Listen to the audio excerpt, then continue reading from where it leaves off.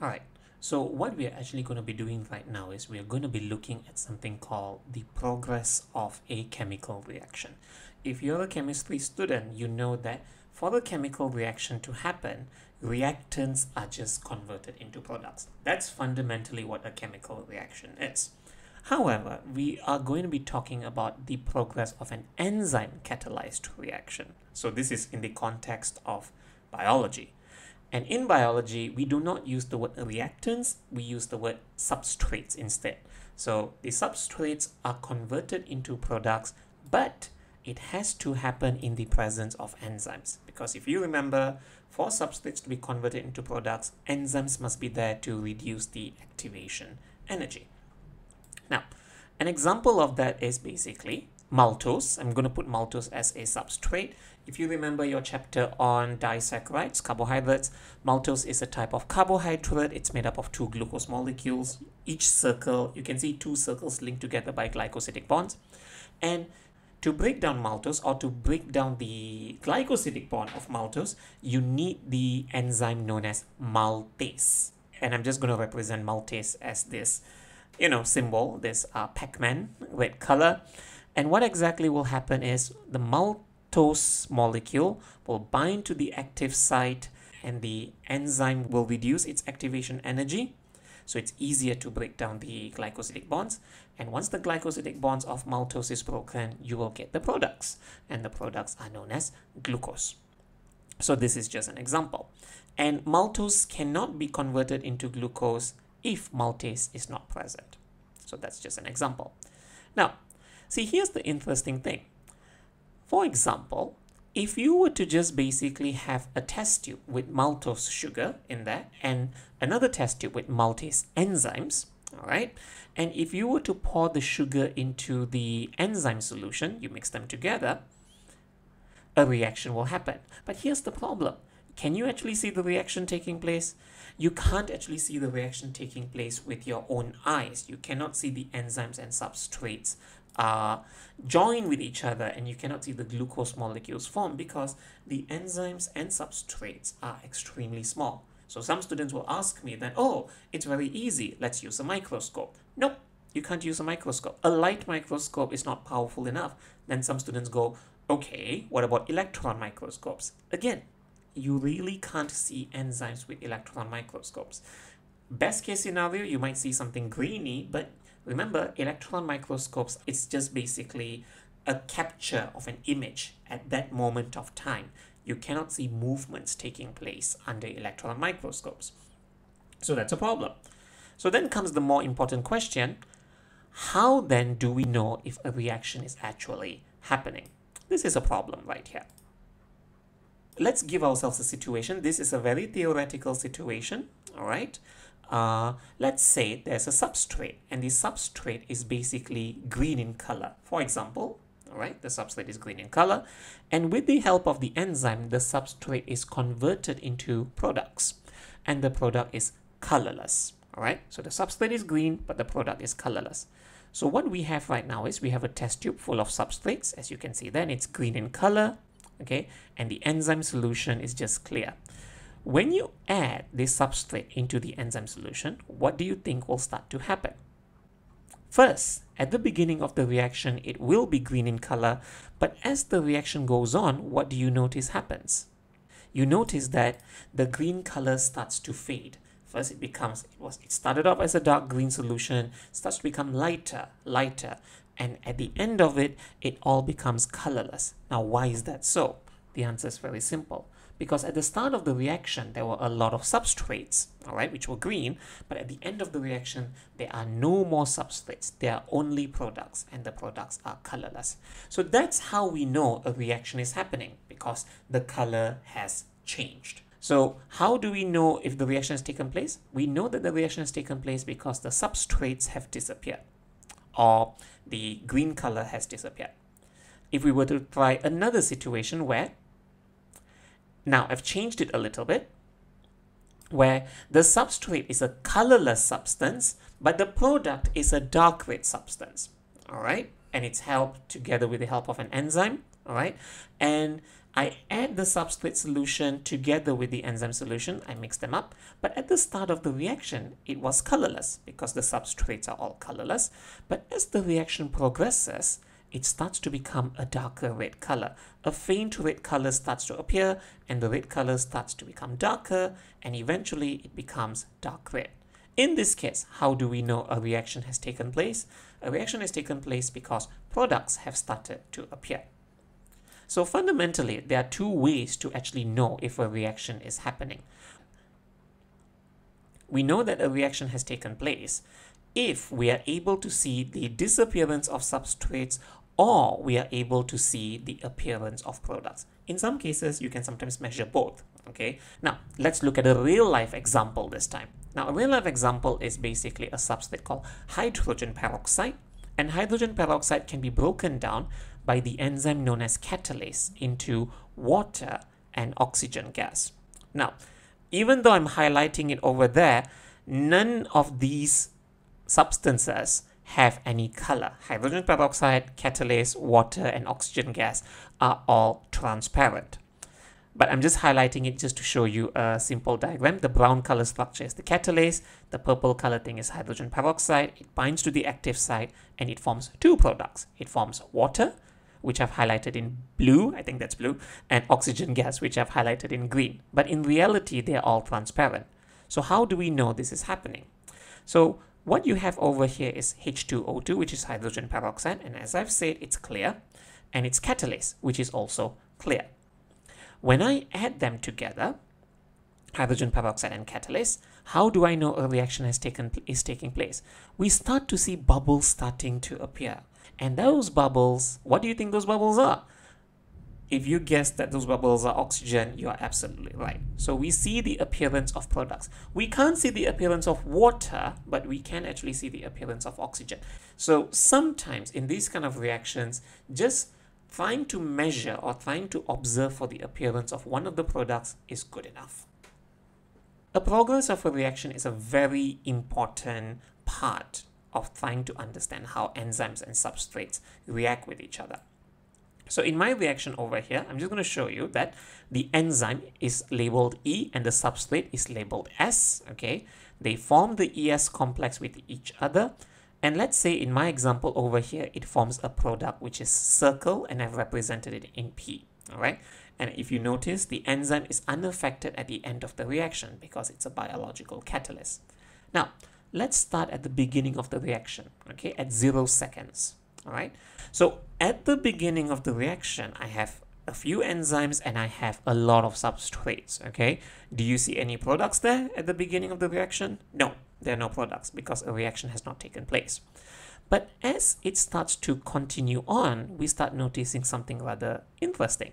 At the first second, you start to see some products start to appear, and the amount of substrates have reduced.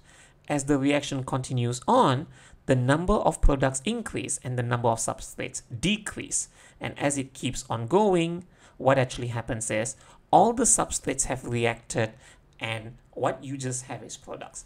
So at the end of 4 seconds, we have reached the end of the reaction. At the 4 seconds, we've reached the end of the reaction. Why do I say we've reached the end of the reaction? Because the substrates are all gone. All right. Now, here's where something rather peculiar happens. Okay. What we're going to do is we are actually going to draw a graph. Okay. We're going to draw a graph of the amount of products formed over time. All right. So let's basically see what actually happened at 0 seconds. Were there any products? No, there were no products at all. So I'm putting a red dot over there at the bottom. Now, at the first second, how many products were formed? 1, 2, 3, 4, 5, 6. So there were 6 products formed at the first second. All right. So we're going to plot a red dot over there. Okay, that's good. Now, at the second second, how many products cumulatively have been formed? We had, let's basically count it, 1, 2, 3, 4, 5, 6, 7, 8, 9, 10. There were 10 products. Okay, again, at at 2 seconds, we have 10 products. Okay, a red dot is put over there. At the third second, we have about 13 products. Okay, And at the 4th second, at the end of the reaction, we have 14 products that have been formed. We notice something rather interesting. It is almost like a curve. The graph is almost like a curve. It is not a straight line. And that is a rather peculiar thing, because why is it not a straight line? Surely a reaction should just have a linear line. But one of the most important questions that we have to ask ourselves is, why is this graph shaped like a curve? That is a very important thing to know. To answer the question of why the graph is shaped like a curve, let's start the whole thing again.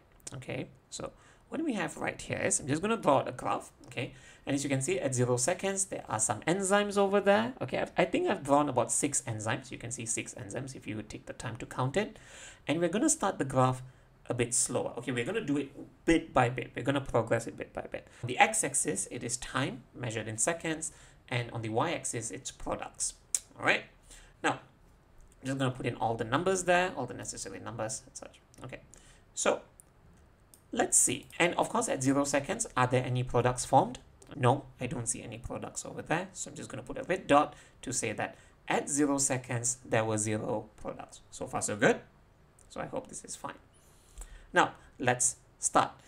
As we can see in this reaction over here, there are a lot of enzymes, 6 enzymes if you can count here, and there are a lot of substrates. There is an abundance of substrates in this case. So it is very easy for the enzymes and substrates to meet each other because they are very close to each other. So there is a very high chance of forming the enzyme-substrate complex. So for example, let's basically say in the first second, there was 6 enzyme-substrate complex formation, okay? And they formed 6 products, okay? 6 substrates were used up to become 6 products. So I'm going to put a red dot over there to show that in the first second, there are 6 products that have been formed. So that's a good thing. Now, if you notice, I'm deleting out the products because the products are there, by the way, but I want to just focus on the substrates. Okay, our main focus here right now is the substrate. Now, at the first second, notice the amount of substrates have reduced. Okay, they have reduced.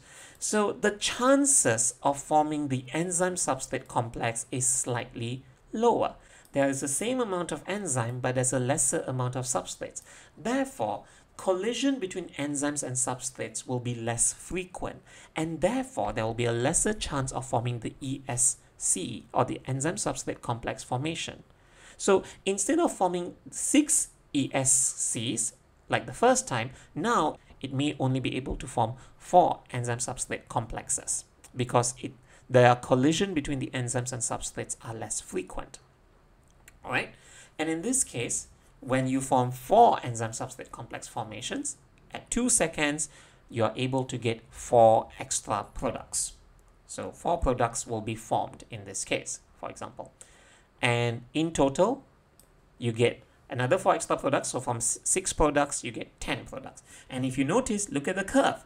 From 0 to 1 seconds, the line was extremely steep, but from 1 to 2 seconds, it has now become less steep. And if we continue on, okay, we remove the products, okay. Now, do you think it's easier to form the enzyme-substrate complex? No, it's not, because there are lesser substrates, so they collide less frequently with the enzymes. So for example, in this case here, you may only be able to form 2 enzyme-substrate complexes, all right? And in the 3rd second, you are only able to get 2 extra products. So that's an interesting thing. So we see that as time goes on, the reaction between the enzymes and substrates actually become harder. The reason why it becomes harder is because, well, there's just less substrates to react with the enzymes. So they do not collide as frequently with that. All right. So, and of course, finally, they are only able to form 1 enzyme-substrate complex. And after 4 seconds, we notice that the reaction, the amount of products do not increase. After 4 seconds, the amount of products do not increase. The reason why it doesn't increase is because, well, very simple. There are just no more there are no longer any substrates to react with the enzymes. So if a question were to ask you in this graph over here, why does the graph actually become a curve? The reason is because as time goes on, chances of enzymes and substrates to react with each other is lower. The chances of ESC formation is much lower. If you look at this curve over here, the steepness of the curve decreases over time, and from 0 to 1 seconds is the steepest part of the curve, and that steepest part of the curve is used to calculate something known as the initial rate of reaction. I'll explain the initial rate of reaction later, okay? But let's look at a real-life example again. So the example that I'm going to use again is the same. Hydrogen peroxide broken down by catalyst to become water and oxygen. And if you remember, how do we see if products are formed? We know that products are formed based on the bubbles or oxygen being produced. The volume of oxygen collected was measured over a period of time because we wanted to see how much oxygen was being collected in this reaction. So on the y-axis is the volume of oxygen, which is the product, and on the x-axis is time as the reaction progresses. When we conducted this experiment, for example, we noticed that the graph is like that, okay? And we see that at first the graph was quite steep, and then the steepness decreases, and at around 5 seconds, the reaction stops. No more new oxygen is being produced. The reason why no more new oxygen is being produced is because, well, very simple. There are no more hydrogen peroxide to react with the catalyst. If a question asks you to calculate the initial rate of reaction, you only have to focus on the steepest part of the curve, which is the part where I'm highlighting, all right? And that steepest part of the curve, as I'm putting it over there, I'm highlighting it, it's about 10 centimeter cube of oxygen produced in 1 second. Therefore, the initial rate of reaction is 10 centimeter cube per second. That's basically it. Always focus on the steepest part of the curve when you're calculating the initial rate of reaction. Now, of course, then some students will go, is it very important to know the initial rate of reaction? Well, yes, sometimes it's actually quite important to know the initial rate of reaction. I'll give you an example of why that is important. Okay, now, so why is initial rate of reaction useful? Now, over here, we are going to look at two separate experiments. There's experiment A and there's also experiment B. If you notice in experiment A and experiment B, the amount of enzymes are the same, but the amount of substrates are different. All right. Now, we conducted the experiment, and experiment A took 10 seconds for the reaction to end, and experiment B took 20 seconds for the reaction to end. That is logical because experiment B just had more substrates, okay, and therefore the reaction takes longer to complete. Now, so if we were to plot a graph, of experiment A, we would plot a graph of amount of products formed over time. For experiment A, it was able to finish the reaction in 10 seconds, okay, and that's why I'm going to highlight in purple color, all right, experiment A. And for experiment B, we notice that the curve is slightly different, okay, because they have a different amount of substrates. And we also notice that the amount of experiment B actually formed more products. How is it able to form more products? Because it just had more substrates. So to fairly compare experiment A and experiment B, what we want to do is we usually, for the fair comparison, what we do is we compare its steepest part of the curve, okay? So the initial rate of reaction provides a valid and fair comparison between the two of them. For example, let's look at one example. A, which had less substrates, has a graph which looks like this. B, with more substrate, had a graph like that. So the initial rate of reaction for experiment A is about, well, 15 products over 1 second, okay? And therefore, A is about 15 products per second, okay? And the initial rate of reaction for B, which is also the steepest part at 1 second, B was able to actually form, I'm just going to highlight this part here so you can see it easily. It was about 35 products per second. So this is a bit interesting, okay? So experiment A had a lower initial rate of reaction, whereas experiment B had a higher initial rate of reaction. So the initial rate of reaction provides a fair comparison between two experiments anyway. So of course, then some students will ask the question, does that mean if I have more substrates, I have a faster initial rate of reaction? Yes, but also maybe not. And we will see that in the next video.